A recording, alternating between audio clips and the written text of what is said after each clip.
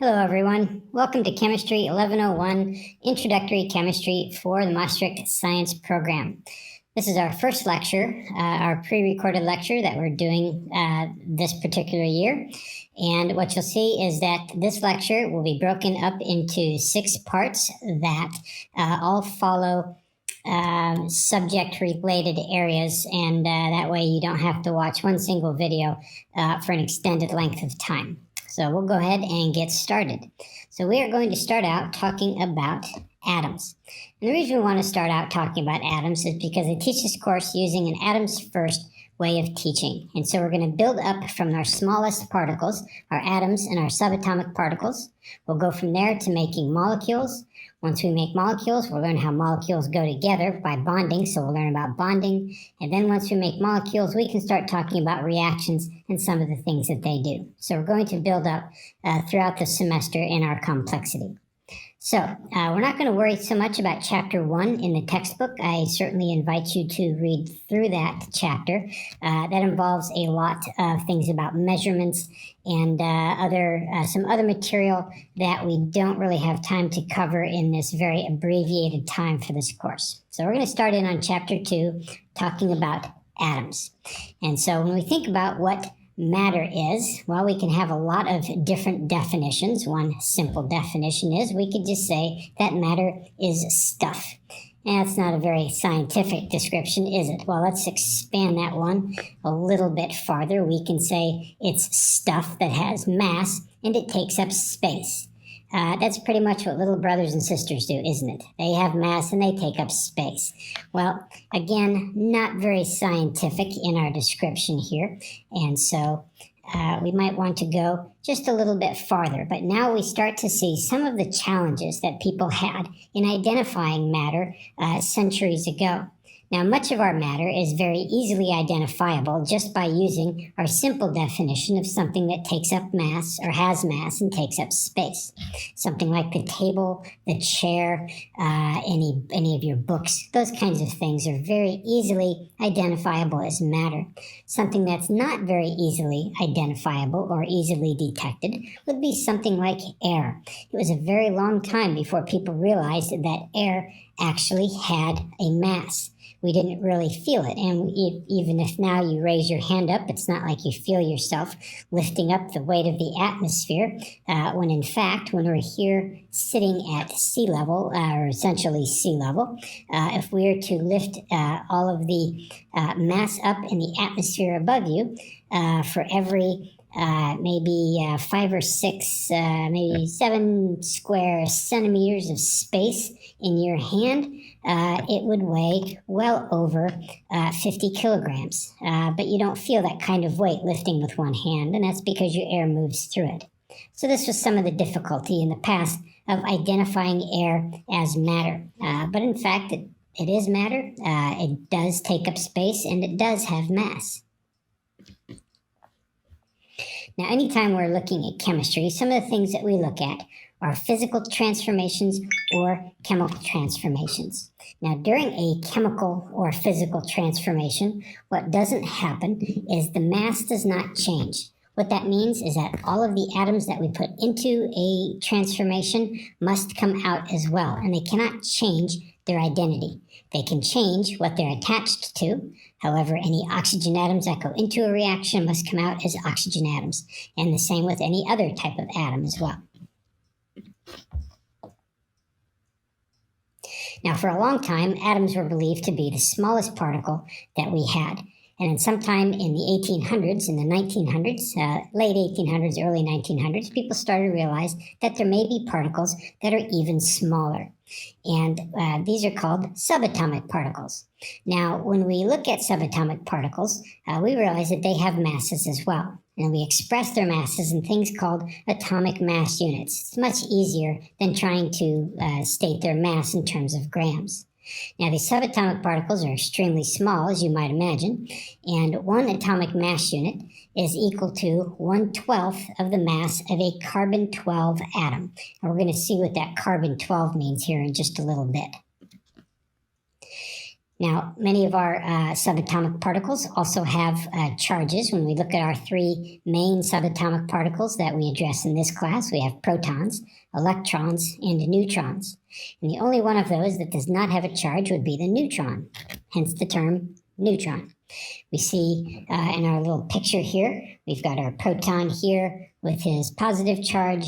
We've got our electron here with its negative charge. Now we can actually measure the amount of charge that they have in terms of coulombs, but we don't really worry about that one too much. So generally we just put the proton as a +1, we put the electron at a -1, and that serves our purposes for about 99% of what we do in chemistry, not just this class, but in all of chemistry. If we look at some of the sizes of these subatomic particles, we can see exactly just how tiny they are and why we choose to express their masses in AMUs. If we look at the protons in terms of kilograms, we see that their masses in kilograms are in the 10 to the minus 27 for the proton and the neutron. If we put the electron in the 10 to the minus 27 exponent, we see that we still have several zeros behind that decimal point. And so it's actually in that 10 to the minus 31 kilogram range, which is very, very small. If we start looking at that in terms of AMUs, we see that our proton is right around 1 AMU. Our neutron is also right about 1 AMU, just slightly heavier out there in the fourth decimal place. For our purposes, we generally say that the proton and the neutron have the same mass, even though we know that the neutron is just slightly heavier, but it's such a small difference that generally it doesn't make any difference to what we're doing. Now, when we look at the electron, we see how much smaller the electron is than the proton and the neutron. Much, much smaller, almost 2,000 times smaller. So it is a very tiny particle. But even though it's a tiny particle, it still carries the exact same size charge as that proton. It carries a relative charge of -1 or 1 minus, and there we see the charge in coulombs. We see that exact same charge with an opposite sign in coulombs for the proton. And we just say that that is a +1.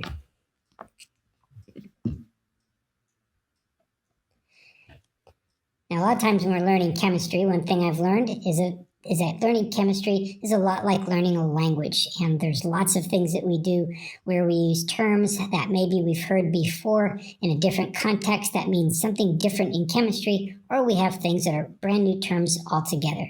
So let's start looking at some of the language of atoms here. Some of the terms that you see just on a simple periodic table. We see things like main group elements. We see atomic number, we see atomic symbol, we see the atomic mass. We have things like our metals in the main group region of the periodic table, metals that are in the transition area. So transition metals, we have inner transition metals.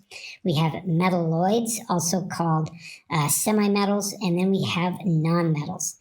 And then we have all kinds of other things thrown in there as well. We're going to complicate that a little bit and show some terminology that we use when referring to a particular atom. When we want to look at something that is called an isotope, something with a very specific mass number, we tend to write our chemical symbols like this. So our chemical symbol X here would just be what we have as an atomic symbol. So Be for beryllium, Li for lithium, H for hydrogen. So that's what we put in there for that X.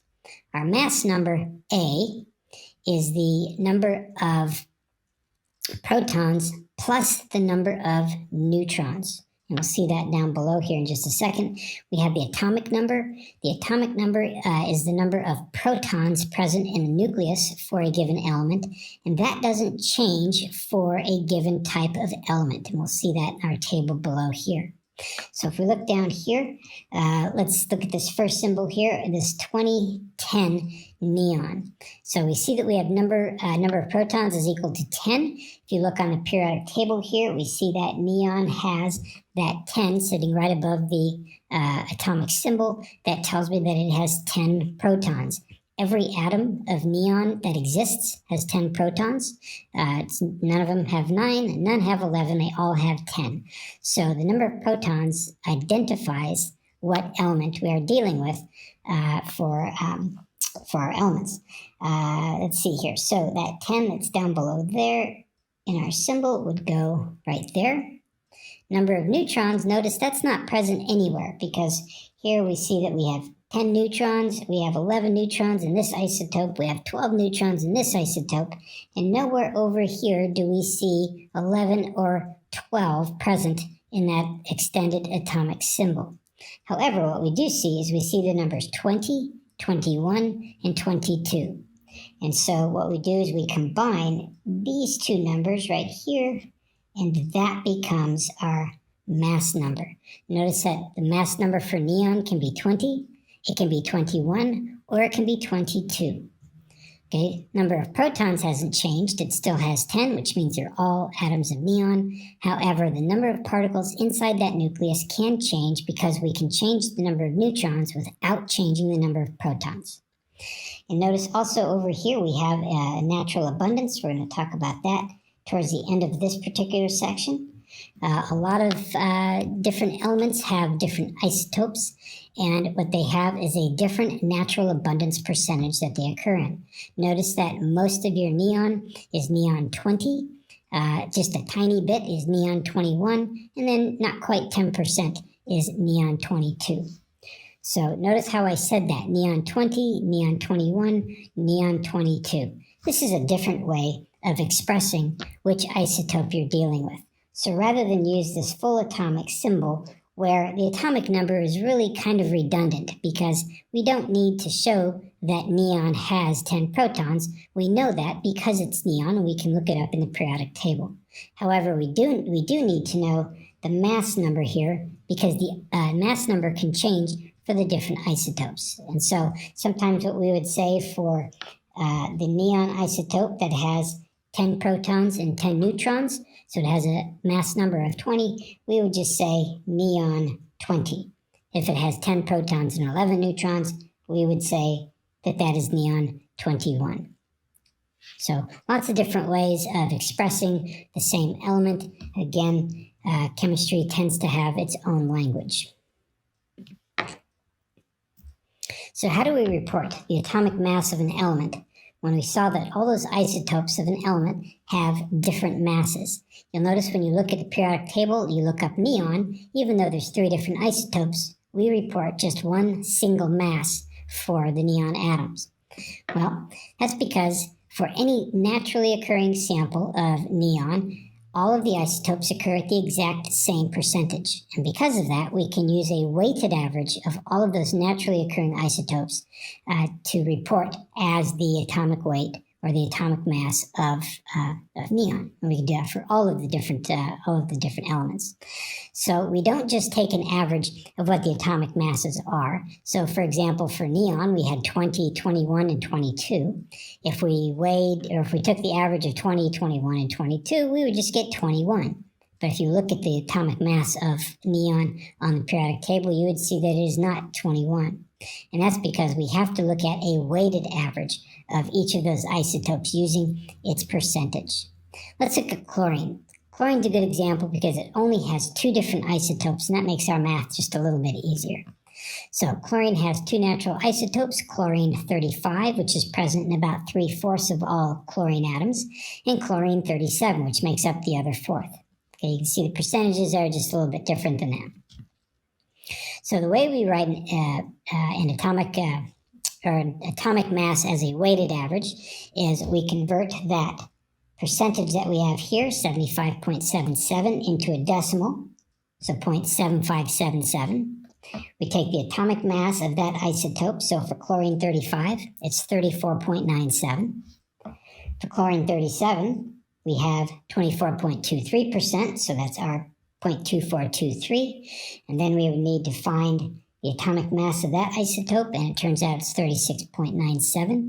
We multiply that fraction times the mass for each of our 2 isotopes right here and right here. We add those 2 together, and we get 35.45 AMUs per atom, and that is exactly what you see on the periodic table. So here's an example for you to try it with gallium. Gallium also has just 2 isotopes, although the abundances are slightly different from what we saw with the chlorine. So go ahead and try that one on your own, and I will post a solution to that one on Canvas. So that finishes out our first section of Lecture 1. You can move on to Lecture 2 once you feel comfortable with this content.